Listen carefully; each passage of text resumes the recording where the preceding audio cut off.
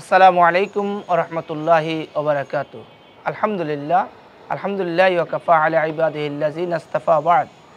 সম্মানিত দর্শক শ্রোতা বন্ধুরা, আমরা জানি মুসলমানদের জন্য অন্যতম গুরুত্বপূর্ণ একটি বিধান হচ্ছে শিষ্টাচার।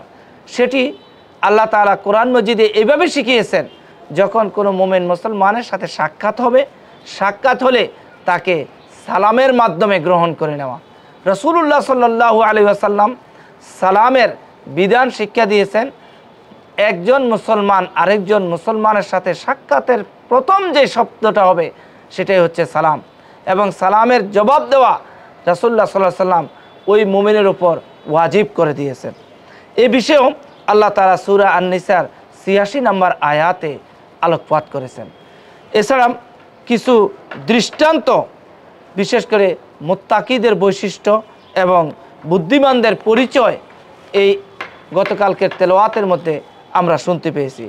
মৃত্যু, জান্নাত, জাহান্নাম এবং প্রকৃত সফল কাম কারা, এদের পরিচয় আল্লাহ তাআলা সূরা আন-নিসার ৭৮ নম্বর আয়াতে আলোকপাত করেছেন। এছাড়া ১৮৫ নম্বর আয়াত সূরা আলে ইমরানের মধ্যেও তিনি এ বিষয়ে আলোকপাত করেছেন। রাসূলুল্লাহ সাল্লাল্লাহু আলাইহি ওয়াসাল্লামের যে মৌলিক কাজ, সেই মৌলিক কাজ সম্পর্কে সূরা আলে ইমরানের ১৬৪ নম্বর আয়াতে আল্লাহ পাক আলোকপাত করেছেন। সেখানে রাসূলুল্লাহ সাল্লাল্লাহু আলাইহি ওয়াসাল্লামের মৌলিক কাজ উল্লেখ করা হয়েছে তিনটি। তিনি মানুষের মাঝে আল্লাহর আয়াত পাঠ করে শোনাবেন এবং তাদেরকে পরিশুদ্ধ করবেন। সর্বশেষ কিতাব এবং হিকমার শিক্ষা দিবেন। দাম্পত্য কলহ নিরসন সংক্রান্ত আলোকপাত সূরা আন-নিসার মধ্যে করা হয়েছে, যেটির তেলাওয়াত আমরা গতকাল শুনতে পেয়েছি। আজকের এই আলোচনা থেকে আমরা যে শিক্ষা নিব সেটি হচ্ছে মৃত্যু, জান্নাত, জাহান্নাম এ সকল সবই সত্য, এগুলার উপর ঈমান আনতে হবে।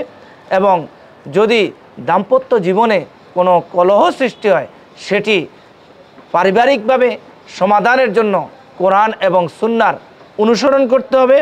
সর্বোপরি আল্লাহ সুবহানাহু ওয়া তাআলা এবং তার রাসূলের আনুগত্য করতে হবে। প্রিয় বন্ধুগণ, আমরা আজকের আলোচনা শেষ করব এভাবে। আল্লাহ তাআলা আমাদেরকে এ সকল বিষয়ের উপর আমল করার তৌফিক দান করুক। আল্লাহ তাআলা তৌফিক দিলে আগামীকাল আমরা আবার যে আলোচনা নিয়ে আসব সেটি হবে কোরআনুল কারীমের ৫ম পারার শেষার্ধ এবং ৬ষ্ঠ পারার প্রথমার্ধ জুড়ে যে আলোচনা রয়েছে, এই আলোচনা আমরা আগামীকালে শুনবো ইনশাআল্লাহ তাআলা। ততক্ষণ পর্যন্ত আল্লাহ তাআলা আমাদেরকে মাহে রমজানুল মুবারকের যথাযথ হক আদায় করে সিয়াম সাধনা করার তৌফিক দান করুক। আসসালামু আলাইকুম ওয়া রাহমাতুল্লাহি ওয়া বারাকাতুহু।